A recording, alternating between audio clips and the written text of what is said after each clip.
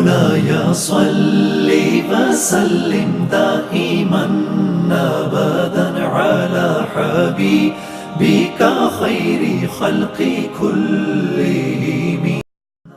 بسم اللہ الرحمن الرحیم۔ السلام علیکم۔ آپ کے اپنے چینل الجابر پر آپ کو خوش آمدید کہتے ہیں۔ آج کی ویڈیو میں ہم آپ کو حضور صلی اللہ علیہ وسلم کی پسندیدہ سبزی کدو کے بارے میں بتائیں گے، اور یہ بھی بتائیں گے کہ یہ پھل یا سبزی کس نبی علیہ السلام کے نام سے منسوب ہے۔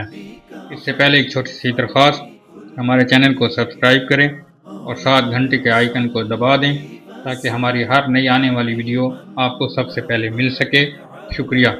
جی دوستو، حضور صلی اللہ علیہ وسلم کو کدو کا سالن بہت پسند تھا۔ کدو کے ٹکڑے ہوں یا اس کا شوربہ، دونوں ہی بہت مرغوب تھے۔ حضرت انس رضی اللہ تعالی عنہ سے ایک روایت ہے کہ آپ ایک آدمی کی دعوت میں تشریف لے گئے تو میں نے دیکھا کہ آپ صلی اللہ علیہ وسلم پیالے کی سب جانبوں سے کدو کو تلاش کر کے کھاتے رہے۔ حضرت انس رضی اللہ عنہ فرماتے ہیں کہ اس دن سے مجھے بھی کدو بہت محبوب ہو گیا۔ حضرت انس رضی اللہ عنہ ہی فرماتے ہیں کہ میں نے جب کھانا تیار کرایا، اگر میرے بس میں ہوا تو میں نے کدو ہی کا تیار کروایا یا کدو اس میں ڈلوایا۔ اسی طرح ایک اور حدیث میں حضور صلی اللہ علیہ وسلم کا ارشاد گرامی ہے کہ کدو بہت اچھی چیز ہے اور میرے بھائی یونس علیہ السلام کا درخت ہے۔ یعنی جب حضرت یونس علیہ السلام مچھلی کے پیٹ سے باہر نکلے تو مچھلی کے پیٹ کی حرارت کی وجہ سے آپ کے بدن مبارک کی جلد نہایت نرم ہو چکی تھی۔ دریا کے باہر کوئی سایہ دار درخت نہ تھا تو اللہ تعالیٰ نے کدو کی بیل ان پر کر دی، جس کا ذکر قرآن کریم میں بھی ہے۔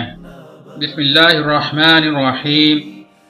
وَأَنبَتْنَا عَلَيْهِ شَجَرَةً مِّن يَقْطِينٍ۔ سورہ صافات کی 146 نمبر یہ آیت ہے۔ کدو تر ہونے کے باوجود حافظے کو قوی کرتا ہے اور عقل کو تیز بھی کرتا ہے، اس لیے کدو کھایا کریں۔